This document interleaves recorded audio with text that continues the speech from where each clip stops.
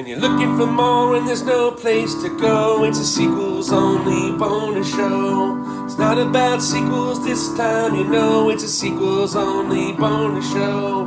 Doug and his pals, well, they know what to do, talking about movies without a part two. Looking for more and there's no place to go, it's a sequels only bonus show. Talking to stars with Doug did sold, it's a sequels only bonus show. Sequels only bonus show. Hey there, Doug here. Hope you're doing well. Hope you're staying safe. Happy Monday, the last Monday of 2020, thank God. And we're going to make either your drive to work, drive home, or just hanging out on a Monday. Make it go a lot quicker with this week's amazing bonus interview. I still can't believe that when all of this started, I was lucky enough to interview so many people.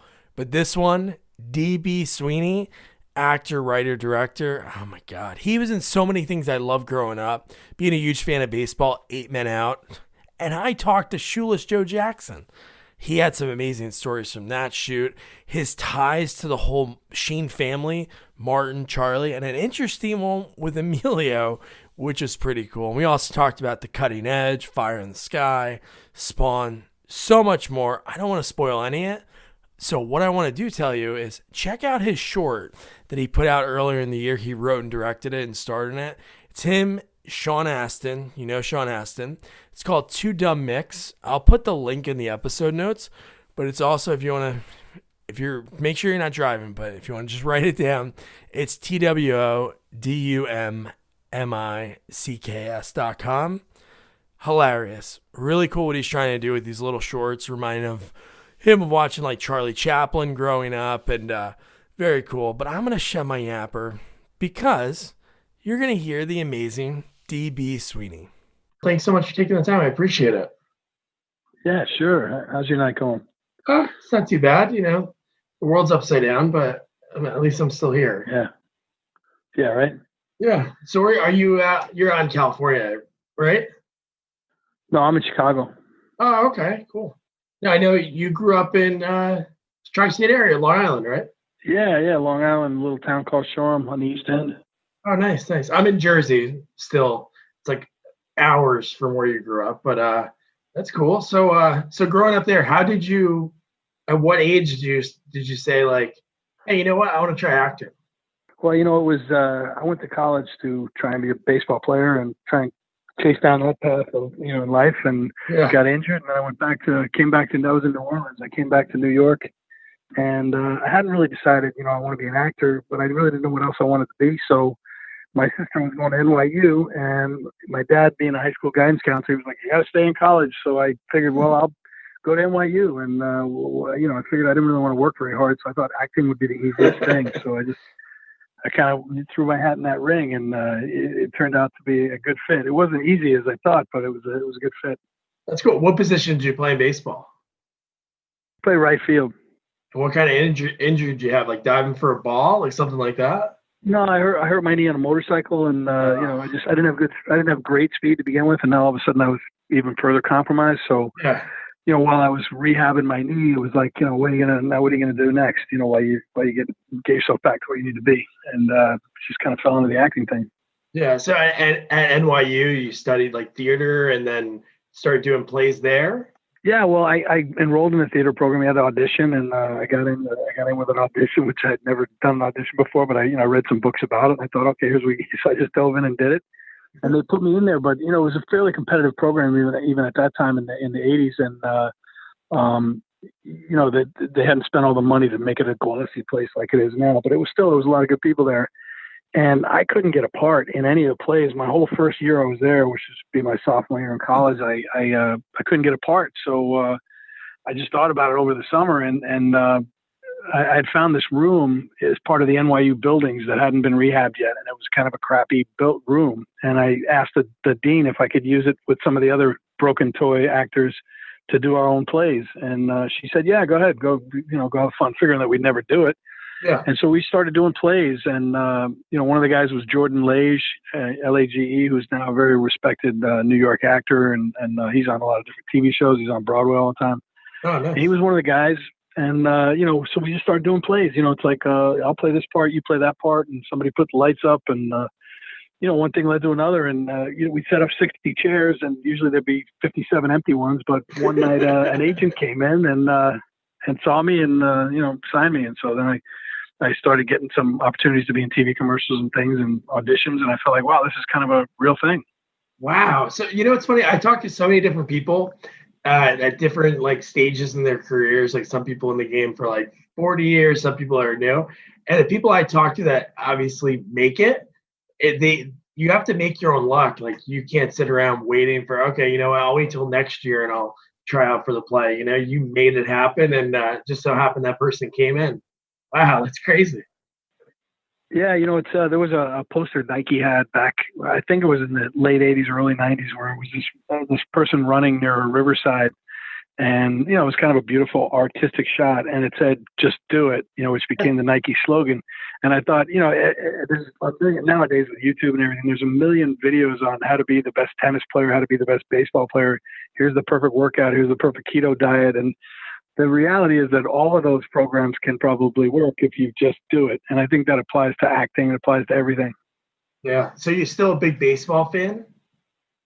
I do. I love baseball. Here in Chicago, I think it's the greatest baseball city, between the Cubs on the north side and the White Sox on the south side. And then, all of the Midwestern minor league baseball all around it, a couple hundred miles away. So it's pretty great. And I favor the White Sox because of 8 men out, but I got nothing against the Cubs. I really enjoyed watching them all the last few years, all the success they had.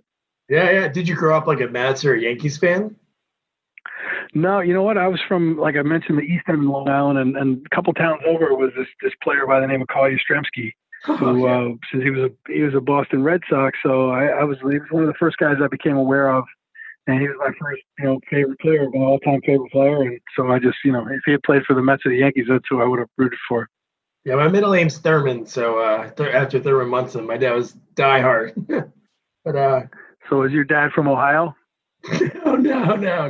No, it wasn't like that. No, my dad's from Jersey. Okay, because I know Thurman Munson, I think, was from Ohio. Yeah, right outside Canton. That's where he. That's where he's from. Yeah. That's cool. So you're in Chicago now. So what are some of the early commercial work that you did? Well, I did one commercial actually the first job I ever had in front of a camera of any kind was the commercial for the U.S. Army. And I did it. It was on the last moment right before the kickoff of the Super Bowl in 1984, January 1984. And so it was kind of cool. It was the first thing I ever did. And they bought the number one, most expensive, desirable spot at that time. Maybe there's a more desirable spot during the Super Bowl now, but at that time, the last spot before the kickoff was considered the key moment because everybody's watching, poised and waiting. And so they put my commercial on there, and I was with a bunch of buddies of mine just drinking a beer, having a tailgate and watching it. And it was awesome, to just be with your friends and here's this commercial. And it wasn't like a run around, fire guns, ride the tank commercial. It was a kid and his father in a garage, and the kid tells his dad he's joining. I was very emotional, kind of a real like little slice of life from a movie moment. And I just thought it was great. I thought it turned off great. I had no idea that the next week, my little small-time agent got calls from Steven Spielberg's people and all these other big Hollywood hotshots who saw it. And they flew me out to California. I had an audition for Back to the Future, which I didn't get, for the, not the Michael J. Fox part, another part. And, it just, all of a sudden it was like, wow, I was like on the map because of this one commercial. So that later on I did a commercial for Hallmark, which was not as widely seen or anything, but that commercial I did for the Army it launched me. Wow, is that crazy? Do you remember how many days it took? Did it even take a couple days to shoot? Yeah, it was one day. I always remember because it was my brother's birthday, and and it was Bruno Kirby. His dad, Bruce Kirby, was my dad, and I got to know Bruce Kirby, and what a great guy. I got to know Bruno later, and so Bruce played my dad, and then he was playing on Broadway the next year with Dustin Hoffman. So I went and saw the play, and I got to meet Dustin Hoffman, and so it was kind of fun to just sort of like be introduced to the business as sort of like somebody who already had a job. No, that's so cool. So you fly out, you try out for Back to the Future, don't get it, and then I'm sure you have more auditions, but the first thing on your IMDb here is Out of the Darkness, a Martin Sheen film. Yeah, that was that's like a just random TV audition I went to, and I don't remember the exact order of things. Sidney Lumet, the great film director, hired me for the movie called Power. And that was the first movie I did, and I had one line. It was, and it was actually great. He's one of the only guys that ever hired me on the spot. And it was awesome to be hired. I had not one line, I had 3 lines, sorry. No, wait a second. Let me make sure I get this right. I had 3 lines in the Martin Sheen Out of the Darkness thing. I had 1 line in the Sidney Lumet thing. And anyway, so I went and did the Sidney Lumet thing. And then the Martin Sheen thing, I'm on the set in the middle of the night. And I'm going to be a victim of Son of Sam. And so it's just 2 kids making out in a car. And then Son of Sam comes up and he shoots through the windshield. And then there's supposed to be the windshield's supposed to spider web. And that's where they put the name of the show, Out of the Darkness. So it was a very important shot and so they couldn't get the visual effects thing to work properly. So the girl that I was in the scene with, she had never been anything before and she was really nervous. And I said, well, we should just probably practice, so we're good at our part. So it's a freezing night on the Jersey Palisades and I'm kissing this beautiful girl, and I'm sure there were a lot of guys outside grumbling at me. And then the funny thing is that when they tried to do the effect of the windshield, it didn't work.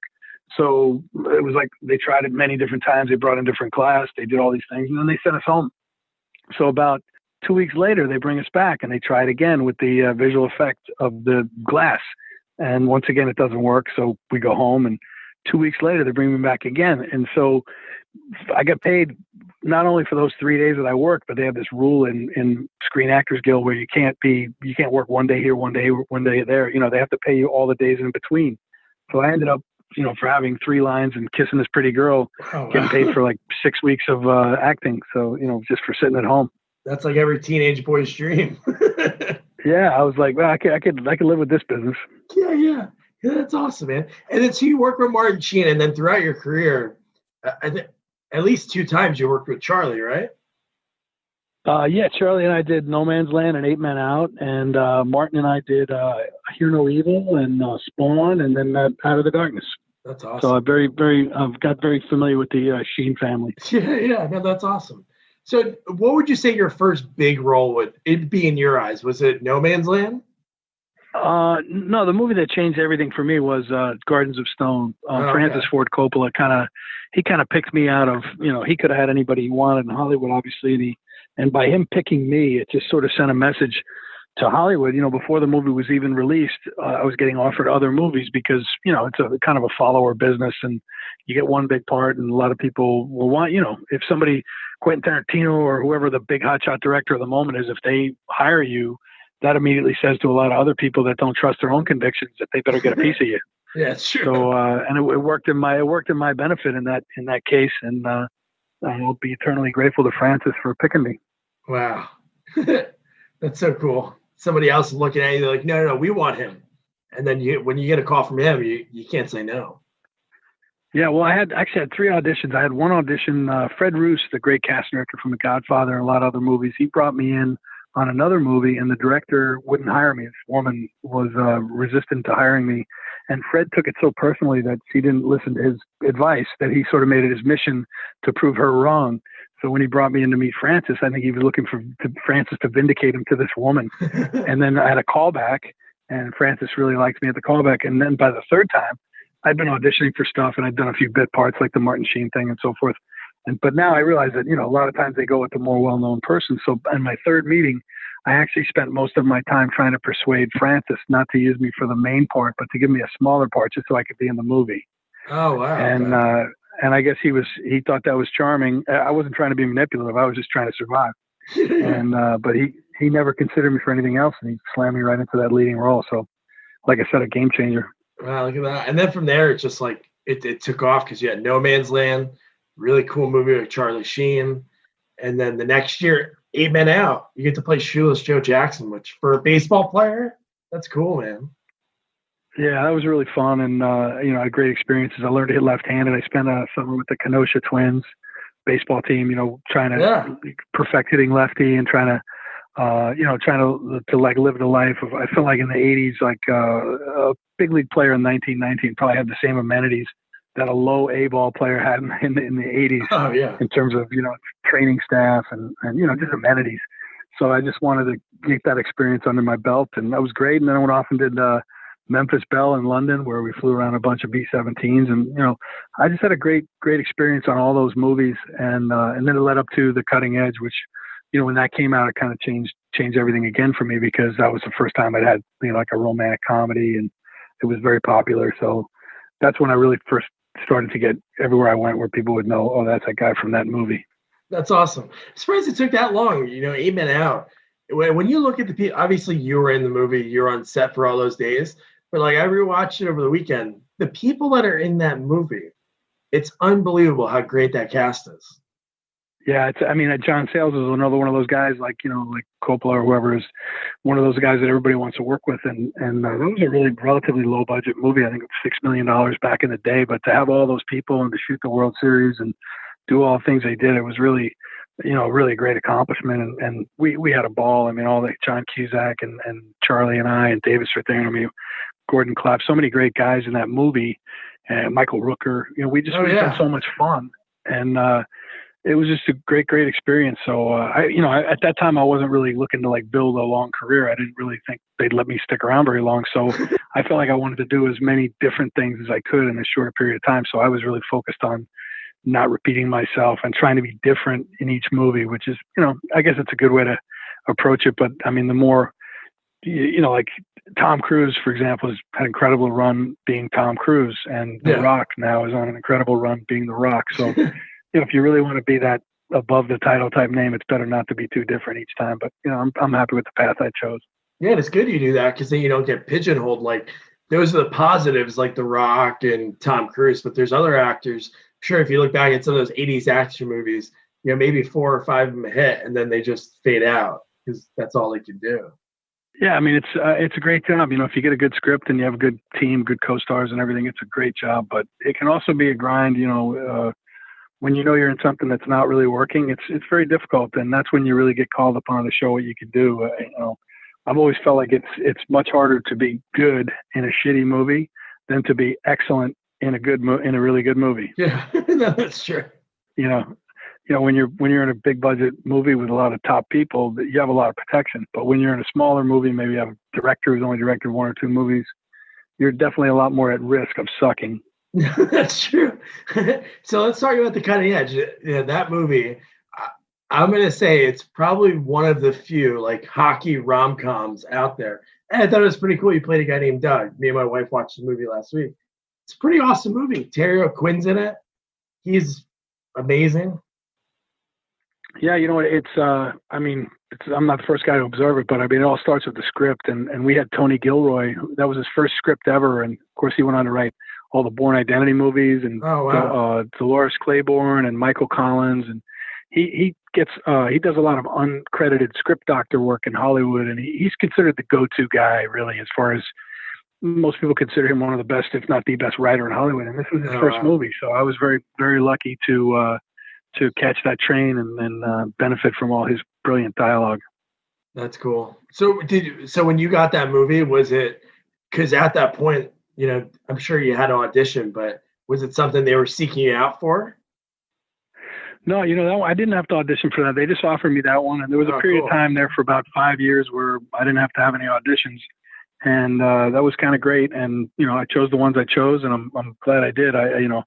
They offered me the Mighty Ducks at the same time, and I decided to do The Cutting Edge. So, Mighty Ducks obviously was a lot more successful, but I like The Cutting Edge. I think it's a really good movie, and I think people, it makes people happy, and people go back and watch it over and over again with their families, and it's not a mean movie. Nothing against the Mighty Ducks, and I'm not talking about it. I shouldn't even brought it up, but I just mean The Cutting Edge makes people feel good. That's crazy at that time that 2 different studios were like, okay, hockey movies, DB Sweeney. It's either this one or that one. And it's funny the connection that you have with the whole Sheen family. Yeah, I know, it's funny. And he did a great job in that movie. He made that awesome movie. He was, he's a great guy. And I got to know him on the set of Young Guns, because when I was learning to ride for Lonesome Dove, I went down and hung out through Charlie, and I got to know Kiefer Sutherland, and we all hung out. There was no fun down there. I was riding all day, and then in the bars and restaurants with those guys at night. So we were having a pretty good time. That's awesome. And then like you said, for that span, Did you ever think of that? Like when you talk to people, maybe when you started or friends or family, and it's like when you started, you did this commercial, it gets seen, and then everything changes. Then you're not even auditioning for a good chunk of years. That's amazing. Yeah, it was good. I mean, the good news and the bad news is when you're on a roll, in, I guess it's maybe the same in the music business, but in the movie and TV business, people don't have a lot of imagination. They all want the same thing at the same time. So Yeah. it's great when you're in that moment. When you're not in that moment, the problem is, it's hard to penetrate those people's awareness. Like, like I don't know who the guy would be right at this moment we're in right now, but I'm sure I can't think of. There's a lot more outlets for creating stories and movie and TV shows.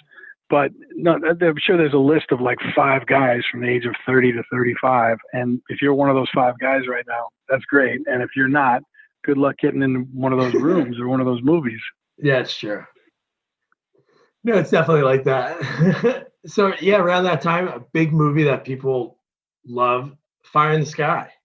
Yeah, I thought, I really liked that script a lot. And I liked the character. And again, trying to keep with playing different kinds of roles. I just come off of, the cutting edge. And I did a couple of other smaller movies. One of them was called A Day in October in Denmark about World War II and the Danish resistance. Great story. And I did a movie called Heaven is a Playground, a basketball movie. So I was trying to make all different kinds of movies and do as many different things as I could. And then when Fire in the Sky came along, I was like, oh, this is a really, really great script. So I really wanted to be a part of that. Really great story and something I felt like we hadn't seen. That's cool that you're able to go to. Was there ever a movie that you? I'm sure you filmed overseas before. Did you film that one movie overseas you mentioned, the war movie? Yeah. Well, we shot Memphis Belle in England, and let's see what else. And I did a movie called Sons, which never came out. It's the only movie I've ever done that never came out. And I really wish it would come out because the guy who played my father is that legendary director Samuel Fuller, who directed The Big Red One and Shot Corridor and Pick Up on South Street and all these. He's like the king of B movie, high-end B movies. Yeah. Everybody, even people like, again, to mention Tarantino and Spielberg, a lot of the major, influential directors of our time were influenced by Sam Fuller. So he played my dad in this movie, and William Forsythe is a tremendous actor, played my brother. And we shot that movie in France, and there was a dispute between the director. I don't really know what the dispute was, but anyway, it was produced by a Japanese guy who the movie's finished, and he's got the rights and never released it. So that was in 1990. So we filmed that in France, and it was pretty cool because Sam Fuller fought on D-Day, obviously with the Allies, and he landed there on D-Day. And in this movie, he played a guy who had landed on D-Day and now was coming back as an old man to visit. So that was really just a great experience to have with him. And I don't know, I never saw the movie, but I hope, it's got to be worth seeing. I mean, Jennifer Beals is in it, and Stefan Ron, who was in Babette's Feast. And, just great cast. And so Judith Godrèche, she's an actress. She was a very young girl, and now she's had a long career. So it's interesting to me when things, I haven't had, this is the only one, but movies that don't come out, it's like, it just seems like, why not release it? And, maybe 5 people will watch it, and that'll be $15 in your pocket. I don't get why they don't do it. But anyway, that was a great experience. So we did that one in France, Memphis Belle in England, and then Denmark the next year, I guess was 91. So yeah, I made 3 movies in Europe, and I was very much interested in doing that because I wanted to work all around the world instead of just in Los Angeles or Vancouver. Yeah, it's crazy how that happens, how a movie doesn't come out. There's a whole thing right now over the last few months. I don't know if you ever saw the movie or heard of the movie Grizzly. No. It was so when Jaws came out, it was like such a big hit. So the next year, like we were talking about, like some of these movies, they kind of do the same thing at the same time. So they were like, let's do Jaws, but on land. So they did Grizzly, a bear that attacks campers. So they made a sequel to it. Charlie Sheen's in it. It's funny that we're talking about that, but he's in it. Wait, is that a real? Okay, I didn't know if that was a real movie, but I didn't know if Charlie used to joke about that, and I thought it was something he made up. Yeah, because his line used to be, "Look, I'm a guy who was I go from being a guy in Grizzly 2 to the cover of Time magazine because of Platoon." So yeah, but I thought it was a joke. I didn't know it was a real movie. Oh no, and you know what's funny about it too, and I bet. I don't know Charlie Sheen. I don't know George Clooney, and Laura Dern's in it. So Laura Dern and George Clooney are a couple in the first opening scene of the movie. They're like, at a campfire, they get eaten by. I just read about it. There's nothing like no footage out that you can find, but like they're trying to get the movie out right now. I was like, man, that'd be the coolest thing. 38 years later. That doesn't make any sense. You know, you think you got those three famous people in it. You think somebody would buy the movie and put it out just for the curiosity. Maybe one of them already bought it and is keeping it from coming out. Or maybe or Clooney's got the money. I don't think Charlie's got the money anymore, but Clooney could buy that thing and probably keep it in his back pocket if he doesn't like it. Yeah, I bet you if he had the money, he would have bought Return to the Killer Tomatoes, or the one Tomatoes movie that he was in. Oh, I didn't see that one either. Oh yeah, it's a terrible movie, but yeah, it's like one of early George Clooney movies. It's funny that he used to say that, from Grizzly to the cover. Yeah, he used to make. I remember him making that joke. You know, I just thought he's a very funny guy. I haven't seen Charlie in 15 years, but I always was very fond of him. And yeah, he was not because of any reason other than that we live in different places and didn't come across each other. But I always enjoyed being around him. He's an incredibly funny guy. I mean, no secret. I mean, with all the movies he made, from Hot Shots to Two and a Half Men. I mean, he wrote a book on that thing. He was so good on that show. And then it's funny. So when I was looking at that connection on your IMDb, and I didn't watch Two and a Half Men when he left, and nothing against you, but then you were on it afterwards. And when I was checking the episodes, I'm like, oh man, dude, that'd been like a cool reunion. All those years later, you work with him again, but it was when Ashton Kutcher took over. Yeah, it was. You know, I mean, Charlie got most of the attention when he was on the show, and well deserved. But the writing on that show was unbelievably good, and John Cryer is unbelievably good. So they brought me in sort of like to give John. I mean, John and Ashton, it worked out fine, but I think they felt like with Ashton, you know, he was better with the girls and doing like comedy with the girls, and then John needed somebody to hit the ball with on that one particular season, and he and I just clicked. We had done a play together way back in the day, and that's cool. Never stayed in touch or anything, but we had a really good chemistry together, and one episode turned into 11, and that's about as much fun as I've had in my career doing the sitcom with John Cryer, because he's such a supple comedic actor, and having a live audience there, I mean, that was really, really fun. Is that the first time you worked in front of a live audience? Well, non-theater, yeah. I mean, it's the only time I ever did a sitcom, but I did about 40 plays, 45 plays by now, I think. And so I'm no stranger to an audience. It's just that sitcom thing is a different kind of, it's a hybrid, and it's really exciting and good when it's working. I can imagine that if you have a bad script and it's a bad situation, that it could be deathly. But I love the idea that we're going to do the show on Friday night, you know, at 6 o'clock to 8:30, and, you know, you stop and start and change stuff. Yeah. It's not like but still, you do the whole thing in about 2.5 hours. And I just love that energy that, you know, let's get it right. Let's get it good. Let's surf this wave of the audience. And I really enjoyed the whole process. That's pretty cool. One thing I do hope, last thing on Charlie Sheen, because it's funny, he like has all these connections. So you're in Chicago now, 2016 World Series. I really wish, like, going back in time, man, dude, they should have let him throw out that first pitch for the Indians, man. He's such for a team that hasn't won in so many years, he is like a legend, like a sports legend. He's like Rocky to Philadelphia. You know what? I forgot about that controversy. I remember hearing about that at the time, and there was a lot of excitement, a lot of energy on the Cubs side. But yeah, I mean, in hindsight, I'm sure the Indians regret it, because they needed something to give them a little bit more of an edge. Yeah. But I just seemed like it was meant to be. I was at Game 6 and Game 7 in Cleveland. Thank goodness I was there. And in Game 7, when the Indians came back and tied it, they had all the momentum, and, you know, I'm sure you could see it on TV as well. But in the stadium, you just had the feeling that this is going to go the Indians' way. The Cubs had their chance. They blew it by using Aroldis Chapman too much in Game 6. Yeah. They took out Hendricks too. It just felt like, you know, I'm not trying to blame Joe Madden. I'm saying there were a lot of decisions that were made and a lot of things that happened that felt like it's not going to go the Cubs' way. And then it started raining. And it was the craziest thing, because you felt like almost like a divine intervention took it away from the Indians. Yeah. So I think it would have helped them to have Charlie Sheen there at that moment. To you know, they have, you know, since God's rooting for the Cubs, and we need Satan rooting for the Indians, and then maybe they'd have a chance. Yeah, they would have. I know they always play the music from the movie, like Wild Thing, but dude, just having him come out in the jacket, I'm sure he would have done it up to a T. It's not like he would have just walked out and been Charlie Sheen. I'm sure he would have picked the head the way he had the he's a showman. He would have rose to the moment. I guess I think they were probably worried because he was so deeply involved in whatever drugs he was doing for that. Yeah, at that time, yeah. I mean, it's baseball is very corporate. I mean, they don't want, they're not. You don't see porn stars throwing out the first pitch, or or even like really edgy rock and roll type people. They're pretty buttoned down. So, but I do think they missed a moment. They missed a moment there because who knows if I never know. The Indians could get back there. I mean, I think Terry Francona is one of the most underrated managers in baseball. Oh, yeah. I'm a Red Sox fan. I thought he did an unbelievable job with them. And the Indians, the Cubs were way better than the Indians man for man.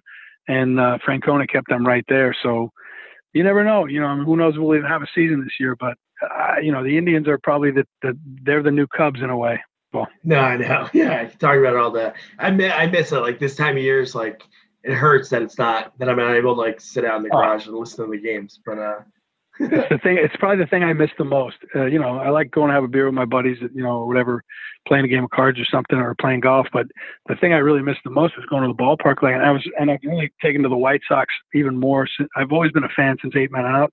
yeah, But this year the White Sox this was their turnaround year, and a lot of us were really looking forward to it. So it's tough, but hopefully we'll get this coronavirus thing put back in its place and get the world going again. Hey, did they ever have you throw out the first pitch? Yeah, I did it at the White Sox game against the Cubs. Actually, it was about 10 years ago, maybe. Oh, sweet. And yeah, maybe I don't remember. It was Mark Burley was on the team. It might even be more. It might be like 15 years ago. And I wasn't living here yet, but I came in, and I'm good friends with Kenny Williams, who was the general manager at that time, and now he's the president of the team. And yeah, he's a good friend. I met him back in the 80s and, play golf and hang out, and he's a great guy. Anyway, I don't remember exactly how it came about, but I went to throw out the first pitch. And the night before, a bunch of us went out for dinner, and they were like, well, you're Shoeless Show Jackson. You're going to throw it out. It was not called, I think it was already called U.S. Cellular Field, but there was people still call it Comiskey. And they said, Shoeless Show coming back to Comiskey. You got to go out there without your shoes on. And I was like, okay. It was kind of like I was dared. So I go out there with no shoes on, just my socks, which was stupid. And it was, I had never been in front of that many people where I'm the focus. I've been introduced before at ball games and stuff. But when you go out there, it's a Cubs White Sox game. There was probably 40,000 people there, and they were really looking at you. And that first pitch thing is a real weird moment because until you've done it, you can't really experience it yet. Because I think you have half the people in the place hoping that you nail it, and half the people hoping that you've completely screw it up. And so I definitely helped those people by taking my shoes off. Like, what are you thinking? So you go up on a mound. You're not used to being on a mound generally anyway. But I had thrown the week before or whatever like that, and I was toying with the idea of throwing a knuckleball, which I don't throw that well, or throwing a slider, which I can really throw. And I thought that would be cool, but they didn't have a catcher. The guy I was throwing to was Mark Burley, and I thought it wouldn't be nice to make him look bad. So I just thought I'm going to throw it as hard as I can because they told me that they put the radar gun on everybody and they keep an unofficial, gambling about who's going to throw how harder than whatever. And so I figured I want to be the over on the radar gun. So I should have kept my shoes on. Anyway, I threw it pretty good, but it was high. And luckily Mark Burley's a tall guy and he saved me. So, but everybody said, don't bounce it. He said, if you bounce it, they'll boo you right out of the yard. So either hit the mascot or the screen or whatever, but don't bounce it. And I followed the advice a little too well. That's awesome, man. So back to your career. That was cool, talking about baseball. So you mentioned Spawn before when you talked about like Martin Sheen working with him. That is such a cult movie that I know there's always talk. There's so many movies they always talk about remaking. That's one that I would hope they never do because it's just so perfect. John Leguizamo. Oh my God, that movie's so good.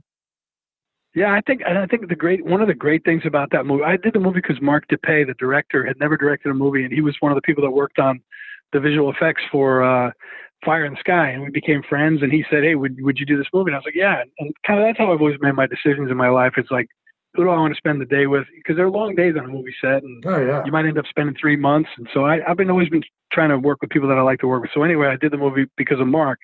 And then I got to know Michael Jai White, who played Spawn. Oh, yeah. And I already knew John Leguizamo a little bit. So the thing about Michael Jai White is that he's a world-class fighter. I mean, there's a lot of pretend badasses in Hollywood, and but he's the real thing. And so his athleticism and his ability, to just embody that certain person that could kill you with his hands, It was really, I think it makes it a different kind of thing. I mean, you watch like Spider-Man with like the wimpy guys they put in that role every time they do it.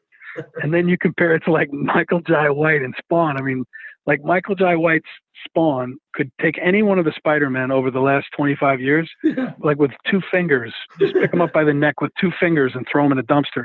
And, you know, so to me, I like that. It gave it a grittiness and a realness that I really enjoyed.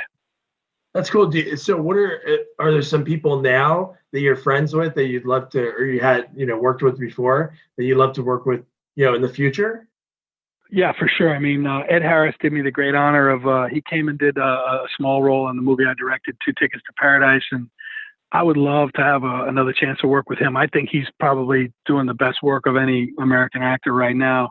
And then he's getting a little bit older, but if he decided he wanted to do one, Robert Duvall he's the dean of American actors. I think of all actors in the world. I mean, there's nobody better than, you take Lonesome Dove and The Godfather and Great Santini, and, you know, you rack up his list of movies, and there's really nobody like him. But Ed Harris would be a close second. And you know, there's a lot of folks that I've never worked with. I mean, I've worked with a lot of people, obviously doing this for whatever 4th decade now. But you know, there's a lot of talent in the acting ranks. You know, unfortunately, the writing in Hollywood is not, I think, what it used to be, and a lot of people direct movies before they're really ready to direct movies, which is why I think a lot of movies have slipped, you know, and that they could be better if people put in more of an apprenticeship. Like Tony Gilroy, for example, he was an apprentice to William Goldman, the great William Goldman, who wrote Sundance Kid, and so he basically was his apprentice and assistant for several years, 5 or 6 or 7 years. And he put the time in, he learned what he was doing, he learned the craft, and then he went off, and then he's Tony Gilroy. But I think now, you know, as soon as you write your name on a script, somebody buys it, and then some agent represents you, and then, you know, people are put into a situation where it's like, okay, this guy's a great writer, let's let him direct the movie. That's usually a bad idea, because writing and directing are such different things. And so anyway, so I feel like the business got taken over by agents, and now, you know, people that aren't really, that really should have somebody rewriting them or not being rewritten, people that should have other people direct their scripts or directing themselves. So I think those things have affected the quality of movies. You think it's also like people trying to churn it out, and also like there's so many avenues to get movies made now? Well, I think that because there's so few good scripts, really good scripts, that when somebody writes a good script, they all want to be like Francis Coppola or Quentin Tarantino or John Sayles or whoever, you know, they want to be the auteur, and they want to be the one to direct it. But directing is such a different skill than writing, and very few people are Orson Welles or these other names that I've mentioned. Most people are good at one or the other. And when you write a script, and I know this from having directed my own script, and I only directed it because the 2 guys that I asked to direct it turned it down, and I didn't have anybody that I thought would wreck it less than me. So I wasn't doing it to try and prove anything. But it was just the best way to do it. I saved the salary, and, you know, I produced the movie, so that was important. But I feel like you write the script, you have one point of view about the story and the characters, and then if somebody else can come in, somebody who's talented can come in and have another point of view on it, then in that case, I think 1 + 1 becomes 3. And I just think that the whole writer-director thing is overused, and it's not usually the right idea. That makes sense. So after directing that, I know it was some time ago, have you thought about doing it again, or was that just the one time? No, I love doing it. I'm never going to do it where I play a leading role and I'm directing myself, because that's too difficult. And again, like the same way that a writer and a director is a different mindset, a director and an actor is a very different mindset. And there's people that have had great success with that, from Charlie Chaplin to, you know, Woody Allen and Spike Lee, and, you know, I'm sort of not thinking of others, but, you know, Tyler Perry, I guess, maybe. I don't really watch his movies, but I guess he does it a lot. And so the thing that all those 4 people have in common is that they play a character they've played before, or at least a very close variation of a character they played before. So Charlie Chaplin's playing the Little Tramp, or, you know, a variation of Little Tramp. Spike Lee's playing Mookie, or a variation of Mookie. Woody Allen's playing Woody Allen. So they've already got that character kind of figured out. Yeah. And then they can direct the movie. But for me, I don't really do that. I don't really do like a character that I recreate. I try to play a new character each time. So in finding the character, that's a full-time job. And then if you're also going to try and find the story and direct it, and the tone of the movie and it's just a very different mindset. So I would love to direct again where I'm not in the movie, or where I have a small part in the movie. Yeah, it's got to be like you mentioned, a lot of work. You're trying to you got to try to juggle too much. Like you're trying to, act, and you got to try to, direct other people all at the same time. So Yeah, it's like an army. I mean, making a movie is really, there's a lot of analogies with a military structure, and you have anywhere from many dozen people to several hundred people. And if you're an army and you have a guy who's a general, but the general doesn't also make the soup. And in a movie set, if you have a general who's also got to go off and be the actor, it's asking too much of any one person, unless you're an extraordinary person like Orson Welles. Yeah. So you were in a lot of series over the years. Was there like a particular series? Because it looks like some of them maybe you were just on as like a guest star for a while, but like shows like Strange Luck, C16 FBI, Harsh Realm. Is there any of those that you thought you like didn't get a fair shake that should have got like more time? Oh, I thought all three of those shows that you just mentioned, I thought they should have all run. And they, for a while, I did 5 TV pilots in my career, and 4 of them got picked up, which is an amazing percentage. But they all got put in crappy time slots, and unfortunately, they just didn't get out of the first year. So Harsh Realm especially was a really cruel one, because that was a great show. It's very similar to the Matrix, but it's more in a military context, like a military training game that has virtual reality, and characters go into the game and then they become vulnerable. Like their body is in a coma in the real world, but in the virtual world, if they get killed in the virtual world, they die in the real world too. So it's kind of cool. It was a real neat spin, but it had that kind of Matrixy energy to it. And it was really, really good. And unfortunately, it was produced by Chris Carter, who was the guy behind the X-Files, which is such a great show. Yeah. And he was negotiating with Fox for, the rights to, like, after a TV show gets into its 5th or 6th year, usually the rights all revert back to whoever created the show, the studio or the person behind it. So Chris was behind the show. So he wanted to get paid a boatload of money for having the #1 show on Fox. Yeah. And Rupert Murdoch didn't want to pay what Chris wanted to get. So as part of the negotiation, Rupert Murdoch just canceled Harsh Realm to show how serious he was about holding Chris's feet to the fire in the negotiation. So, that was a really good show. We did 9 episodes, and it never really got its day in the sun. One of the first, Michelle McLaren was one of our directors.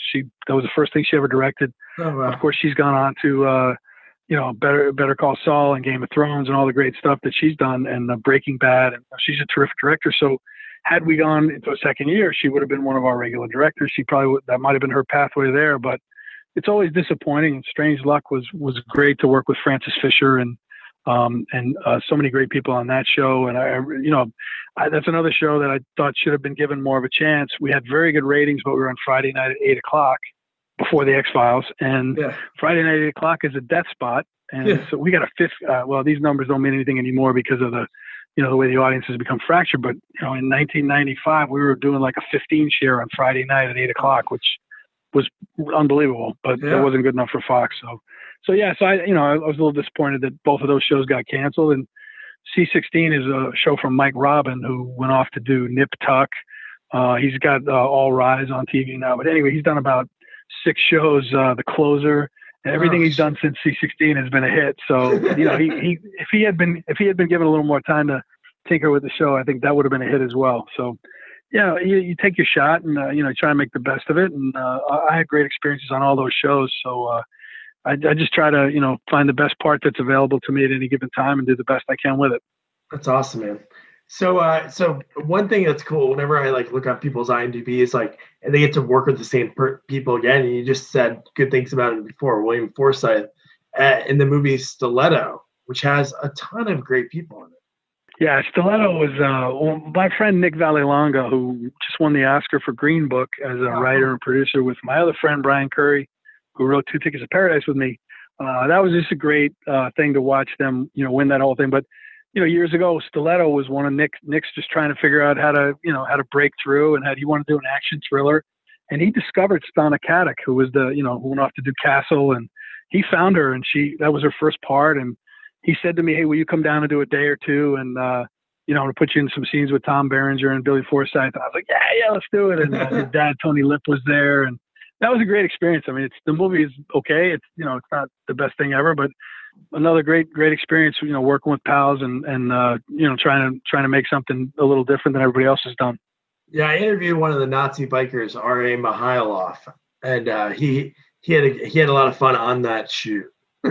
Yeah, I know that name. Yeah, he's famous for being a swordsman, right? In movies, like.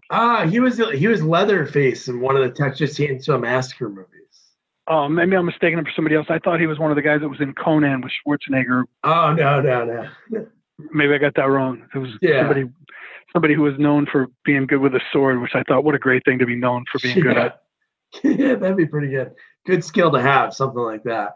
So now, so what we do is like with this, the reason I started like the show is growing up, I was always fascinated with sequels. There's so many sequels that are even out now. Like there's a Roadhouse 2, which I don't know if you ever knew that was a thing, but there's a lot of ones like that. So you were in some good sequels, and one that I wanted to ask you about was, I know Taken 2. I'm sure that part had to be much bigger because Bernie in the first movie had a bigger role, and then in the second movie you took over that role. Yeah, I don't know why. I can't remember the dude who played it in the first movie. I forget his name. Anyway, I think he wanted more money and they wouldn't pay him, and then I said, yeah, I'll do it. I love that first movie, and so I just jumped in there because I thought it'd be a fun thing to do, and I really like Liam Neeson. And then I don't remember what happened when they did another sequel, and either I wasn't available. I don't remember what was going on, but I ended up not doing the next one. But I had a great time with Liam Neeson, and we had there was definitely more there that they didn't use. But it's not about it's a Liam Neeson movie. People want to see him kick ass, and so. I'm sure whatever I know we had some funny stuff. We had a barbecue scene, and it was much bigger and much longer, and I had some funny lines in there that I was disappointed they didn't use. But there's kind of ad libs, and we were all just hanging out, having a really good time, and building this character's background. So that was, it was a good experience, and I loved it. That's another guy I'd love to work with, Liam Neeson. I think he's an underrated actor. I think all of his movies. Obviously, he was great before he was doing the action movies. But dude, he can do like The Commuter. Just put him in any situation, I'll watch it because he's so badass. Yeah, Schindler's List. Yeah, no, I know. That's what I mean. Like he has that part of his career, which is great. Yeah, and he has his. Oh, you're right. And then Taken became another. Yeah. And it goes back to what I said earlier is that with Michael Jai White, like it helps in action movies. Liam Neeson is a big guy, and he was a boxer when he started out. He's a physical guy. He's not some guy that came out of Juilliard or being a stand-up comedian or something and then became an actor. He's a real physical guy, and that comes through in ways that people that are not that thing usually can't convey. No, that's true. And then another sequel that you had it come out, either was it the same year? Oh yeah, the same year. So Atlas Shrugged 2. Yeah, I mean, it's the same kind of thing. I had some buddies call me up and say, hey, listen, I'd read the Ayn Rand book and I'm a fan of her stuff. And so they said, how'd you like to play John Galt? And I was like, yeah, sure. When, where? And that was literally the extent of it. And I came down for, 4 or 5 hours, and I've never even seen the movie, but it was a fun day. There was some people that I liked, and it was just one of those things. They were saying, we're going to make a John Galt, we're going to make a movie, a third one, and will you agree to do that? And I was like, yeah, let's do it. And it never happened, but I was game. Yeah, what's funny? When you look at the cast, I didn't watch it yet, but there's Michael Gross, Diedrich Baker, you're in it, and then the main girl, I can't think of her name right now, but she's in a bunch of Samantha Madness. Yeah, she was in a bunch of stuff, and I'm like, but it's funny, you mentioned before, like 8 Man Out. I know you were saying, I think it was $6 million, but this movie's budget was only $10 million. And for 2012, that sounds very light. Well, I think that money doesn't really make the movies. Sometimes if you have things that are expensive, you need money. But a lot of times a good script is the best money that you can spend. And, I've been on some really big movies and some smaller budget movies. And, if you have the story and the characters, you could usually figure it out with whatever money you have. No, that's true. Yeah, I'm just going by the trailer I watched because there was like a lot of effects in it. So I was wondering if maybe that's why it didn't wasn't. Well I think that's what he spent it all. Yeah. Yeah.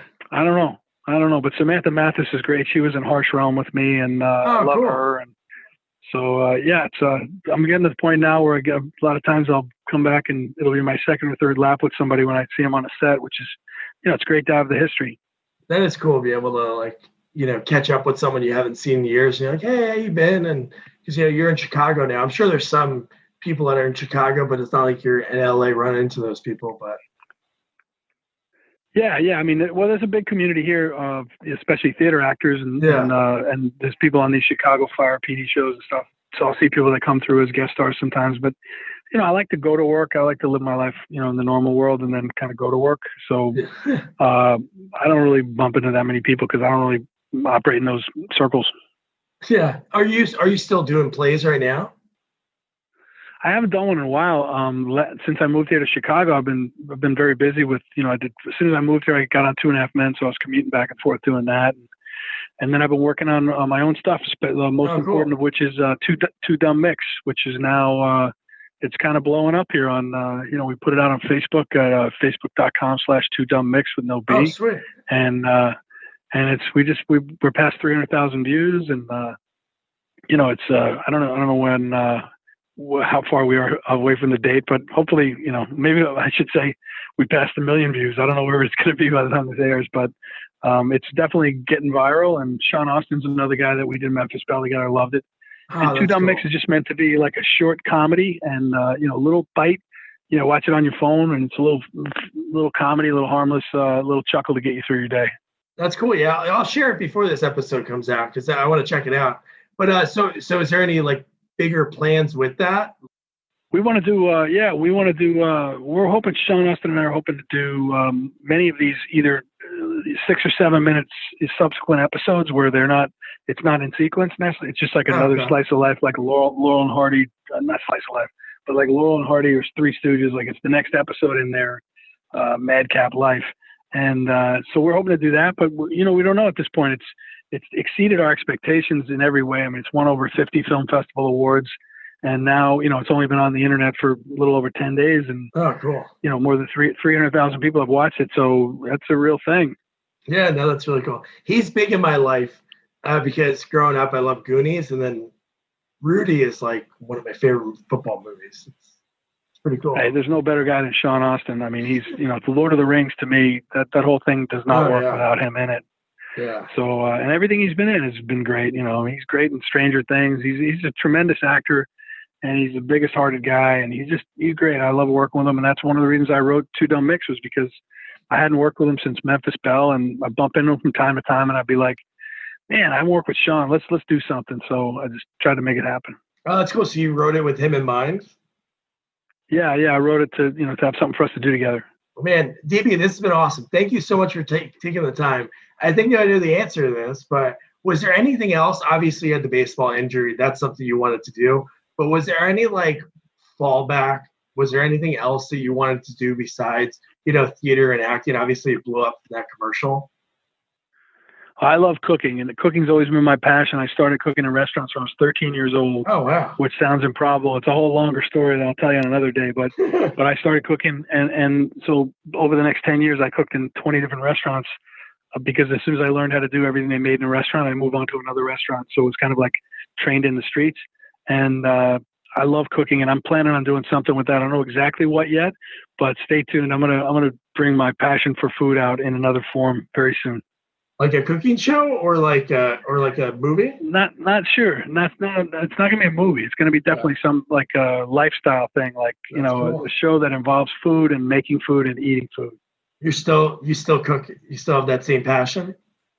Oh, I cook 4 nights a week in my house here, and so I love it. And it's, everybody's got their own taste. My son and my daughter are teenagers and they like what they like. And my wife likes what she likes. So, it's almost like a little restaurant where I got to make 4 different things. Hey man, that's good. If you can do that, my daughter's only, 16 months, but, I feel like that when she's going to have to start eating, like she's eating what we're eating, but when it's going to have to be like those fancy type of things, she's going to want more, then that's a fear of mine. But, well, I'd say whenever from the ages of 6 to 12, have her eat like vegetarian food and healthy food and everything like this. Because then when she starts to rebel as a teenager, she'll rebel back towards stuff that you actually want to eat. Yeah, right. Well, awesome, man. Hey, TV, thank you so much for taking the time. This has been a blast, and I really appreciate it.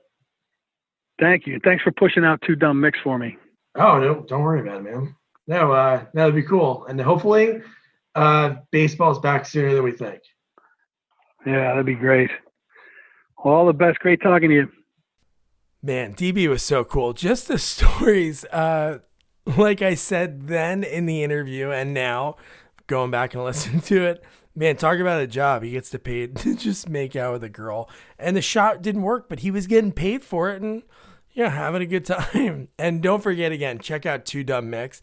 And also the chances that this Thursday, I'm going to be interviewing the producer that saved Grizzly 2, because back in March, that's the first time I, heard of this whole thing with Grizzly 2 with Charlie Sheen, George Clooney, Laura Dern. And then I just happen to be putting out this interview right now, and I'm talking to her on Thursday. But yeah, don't forget, check out Two Dumb Mix. I'll put all of DB's links, his social media, his website, everything, so you can keep tabs on him. And don't forget to review, rate, share our podcast, follow us on all social media at Sequels Only, and check out our website, sequelsonly.com. Good night.